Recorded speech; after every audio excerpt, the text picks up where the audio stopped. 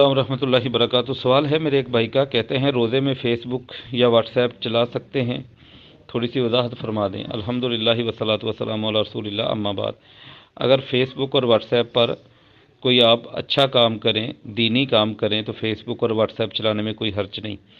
لیکن اگر فیس بک اور واٹس ایپ پر بے حیائی کا، برائی کا، بدکاری کا، نظروں کی غلط استعمال کا یا بے مقصد فضول آپ کا وقت گزر رہا ہو، تو پھر فیس بک اور واٹس ایپ روزہ رکھ کے چلانا یہ درست نہیں ہے۔ دلیل اس کی کیا ہے؟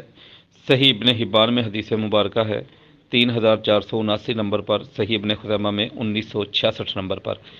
ابو ہریرہ رضی اللہ تعالیٰ عنہ فرماتے ہیں، رسول کریم صلی اللہ علیہ وسلم نے فرمایا، ان الصیام لیس من الاکل والشرب فقط۔ روزہ رکھنا جو ہے وہ صرف کھانے اور پینے سے رکنے کا نام نہیں۔ انما الصیام من اللغو والرفث۔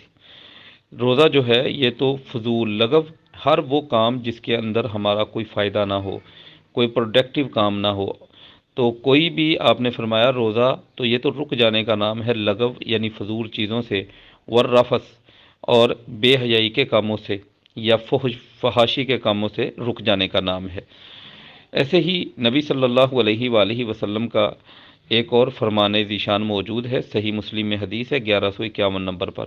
ابو ہریرہ رضی اللہ تعالیٰ عنہ فرماتے ہیں، نبی کریم صلی اللہ علیہ وآلہ وسلم نے فرمایا، اذا کان یوم صوم احدکم فلا یرفث ولا یسخب ولا یجہل۔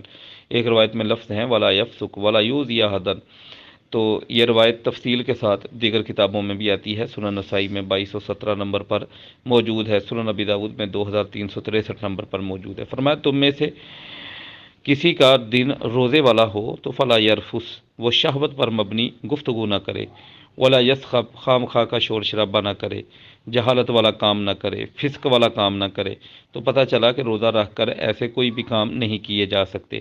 اگر آپ فضول اور بیکار کاموں میں واٹس ایپ یا فیس بک وغیرہ کا استعمال کرتے ہیں، تو یہ حدیث کے اندر جن چیزوں سے روکا گیا ہے انہی کا ارتکاب ہونے لگے گا۔ تو روزہ رکھ کر یہ کام کرنے درست نہیں، ان سے بچنا یہ ضروری ہے۔ واللہ تعالی عالم بالصواب۔